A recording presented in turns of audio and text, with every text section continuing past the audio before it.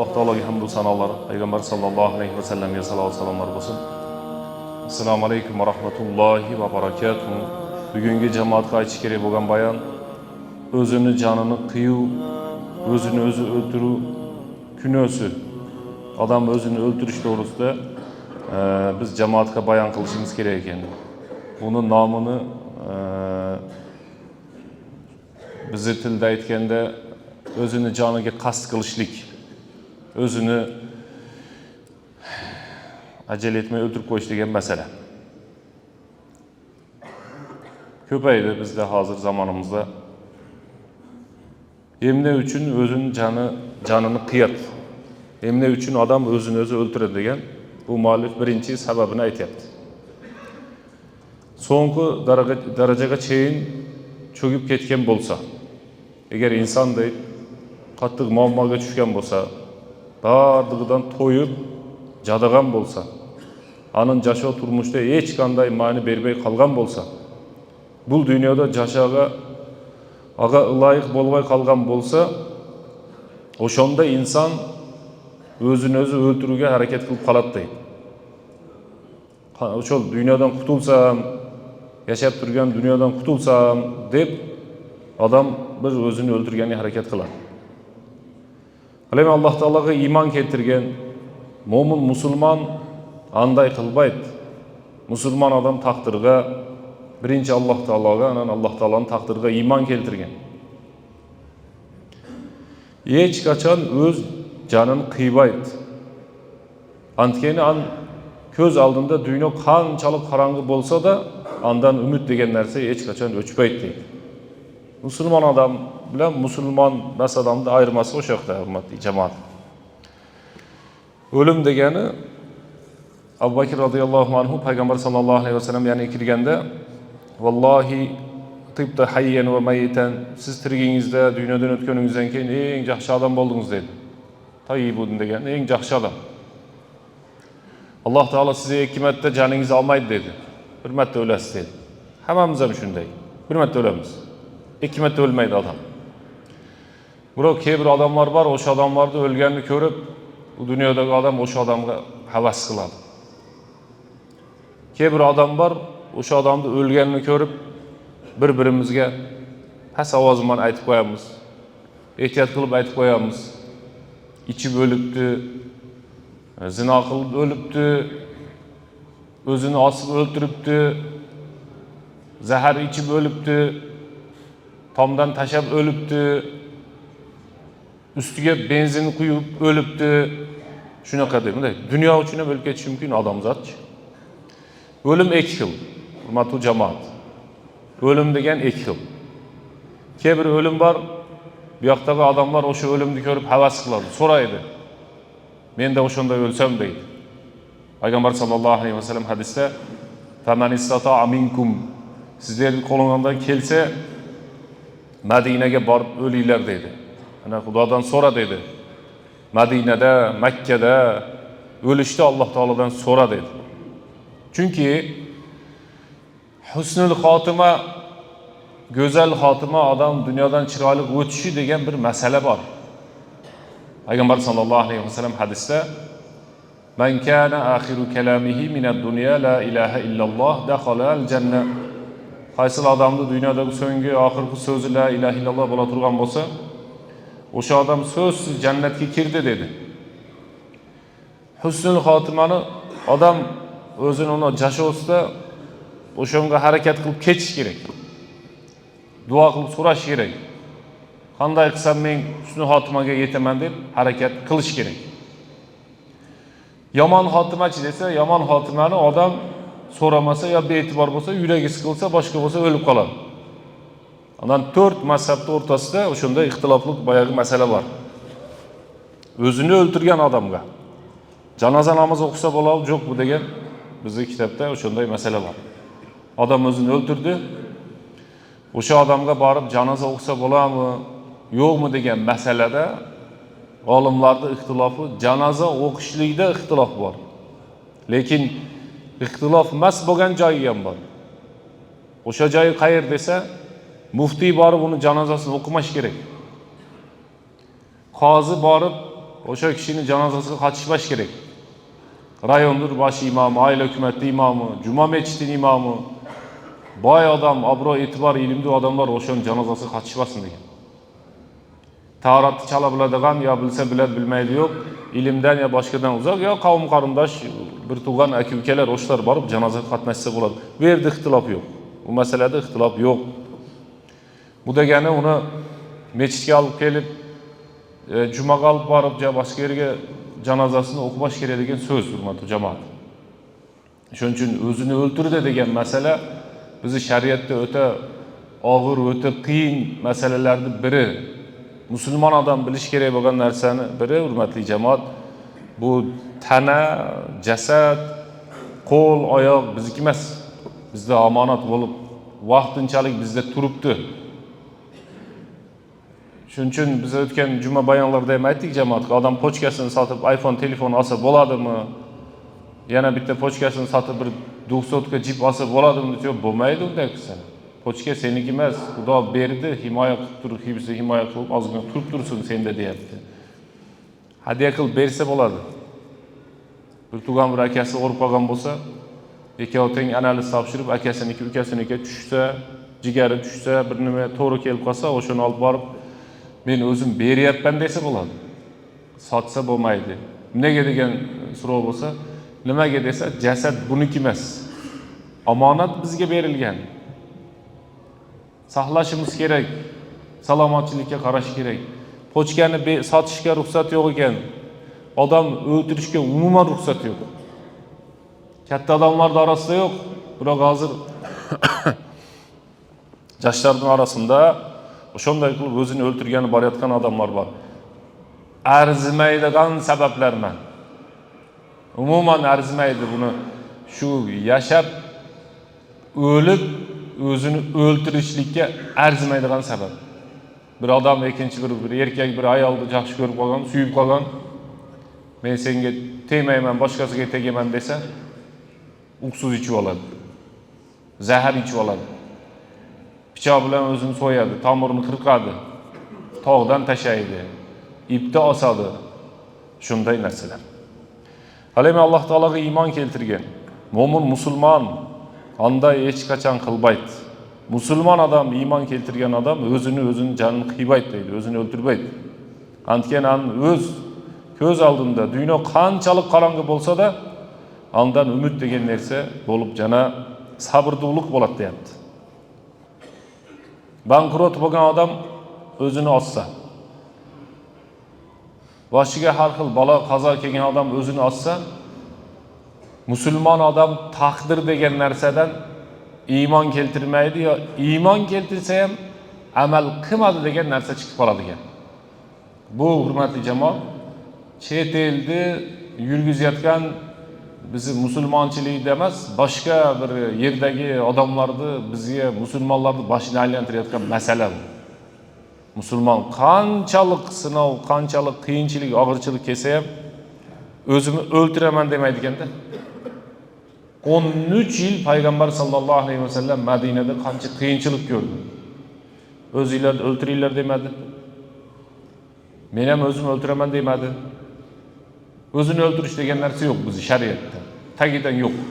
O'shani biz jamoat tushunmasa yaxshi bo'ladi.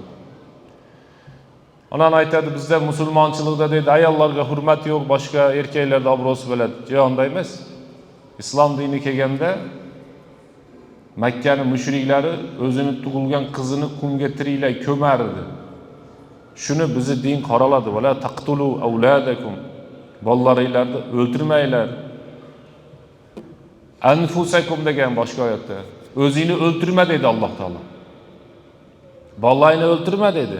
Bizi islom o'zini qizini o'ltirishdan to'xtatgan. Islom dini kelgandan keyin o'lim to'xtatilgan. Shuni o'zini, qo'shnisini, mol qo'yini, osmonda uchib ketayotgan qushlarni, hayvonlarni ham o'ltirishda bizda sababsiz ruxsat yo'q.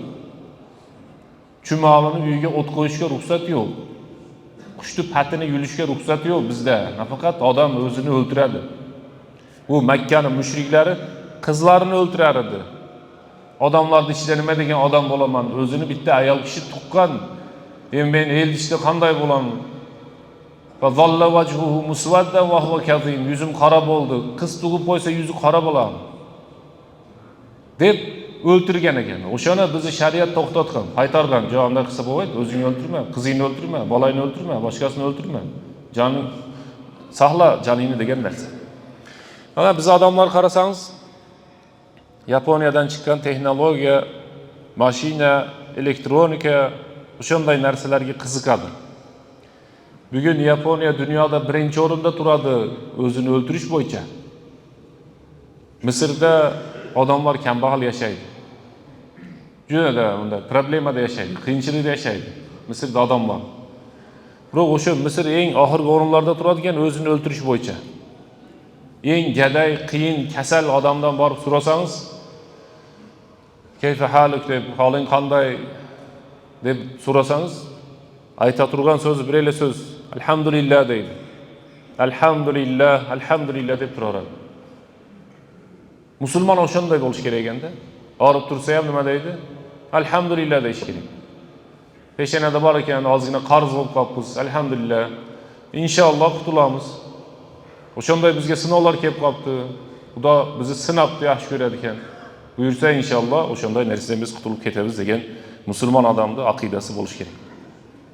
Alloh taolo Qur'onda aytgan, haqiqatda qiyinchilikdan ortidan yengilchilik keladi. Chinig'inda qiyinlik ortidan yengillik keladi deb ikki yo'l. Inna ma'al usri yusra. Bir odam o'rib qolsa, bo'ldi, men shu o'ri bo'yicha yuraveraman deb o'ylamasin. Bir odam qarz bo'lib qolsa, men endi qarz ichidan qolib ketaman deb o'ylamasin. Bir odamga bir muammo, problema, qiyinchilik kelgan bo'lsa, o'shaning ichida men qoldim, bo'ldi, jashovni bordi, o'sha keyin men o'sha problemani o'tim dunyodan degan o'y kelmasin debdi. Alloh taolo Qur'oni Karimda qiyinchiliklar ortidan yengilchilik keladi.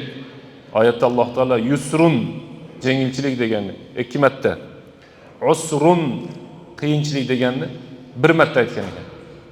Odam bir marta qiynaladi, ikkita yengillik keladi. Bir qiylanadi, ikkita yengillik. Hayot shunday bo'ladi. Agar qiylansa, bo'lmasam yengillikman ketaveradi. Bir yilda 3 marta gripp bo'lgan odam norozi bo'lib ketadi hayotdan. 365 kun ichida 4 kundan 12 kun gripp bo'lgan odam yuragi siqilib qolyapti. Men yana gripp bo'lib qoldim, men og'rib qoldim deyapti. 300 kun esidan chiqib qolyapti, salomat yurgan. 10 kun, 15 kunni men gripp bo'ldim deyapti. Tug'ilgandan beri qo'l oyoq, ko'z quloq qanday ishlab turgani esida yo'qda, sal og'rib qolsa, "Ay" deb norozi bo'lib ketyapti. Jonda emas, hurmatli jamoat. Qiyinchilikni beradigan Alloh taolo, yengilchilikni beradigan ham Alloh taolo so'rasa yengilligini beradi.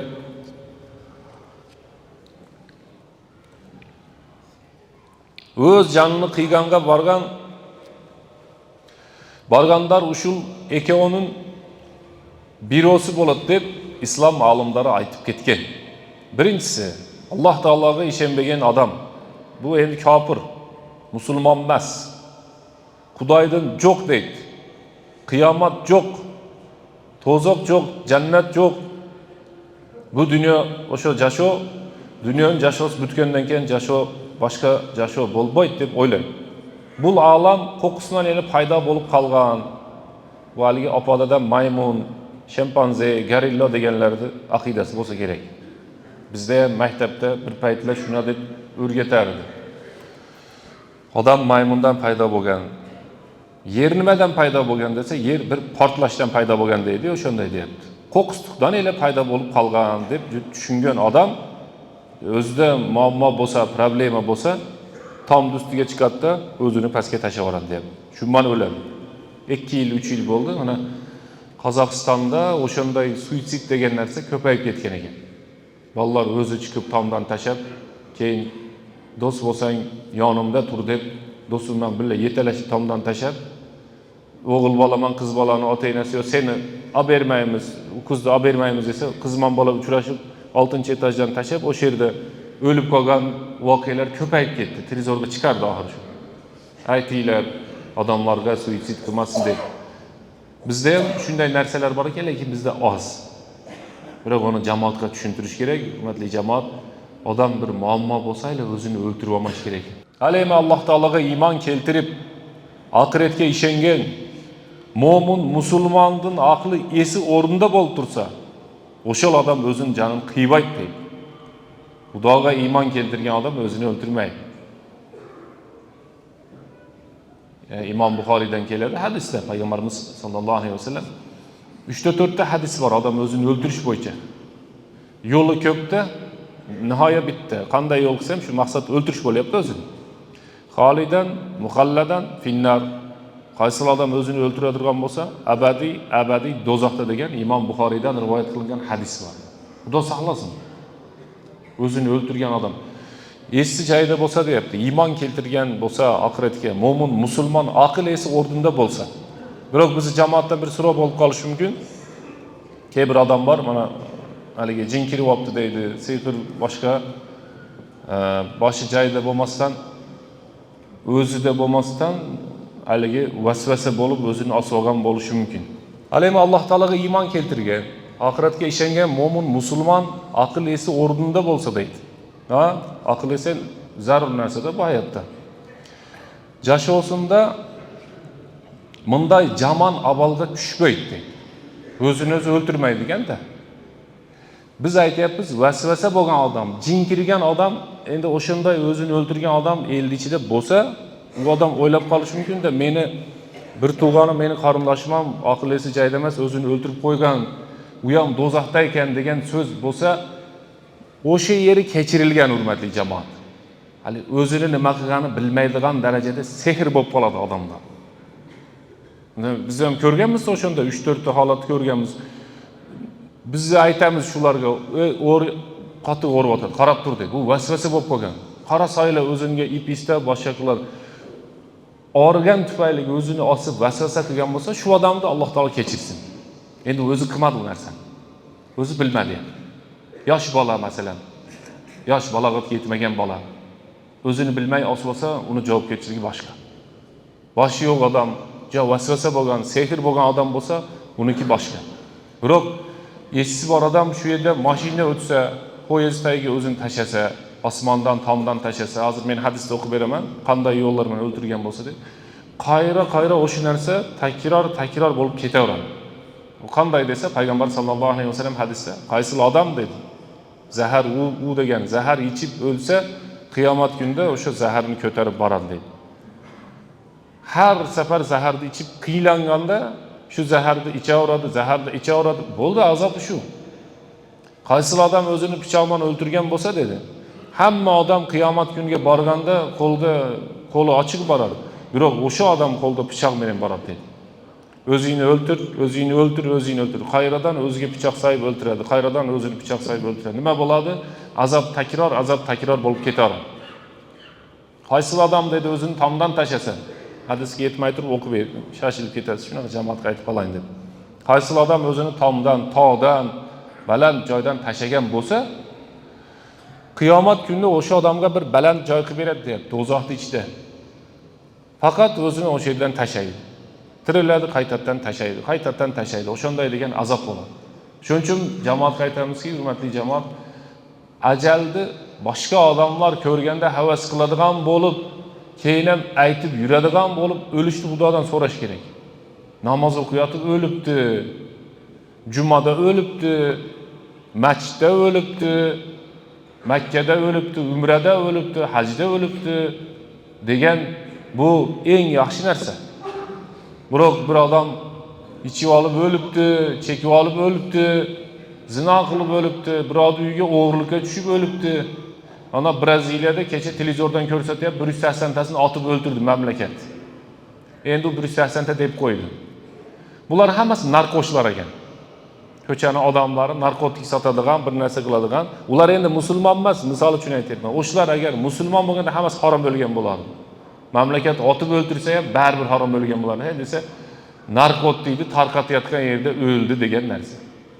O'shaning uchun biz jamoatga eskirtamiz. Hurmatli jamoat, bir odam bu dunyoda ikki yo'l yashamaydi.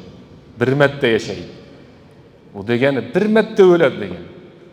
O'sha bitta o'limni chiroyligini Alloh taolodan so'rash kerak. Kimda kim o'zini to'g'dan irg'itib, o'z jonini qiygan bo'lsa, al tozoqda, ana boyagi hadis, tozoqda da o'shentib irg'itilib tubolik azoblanadi.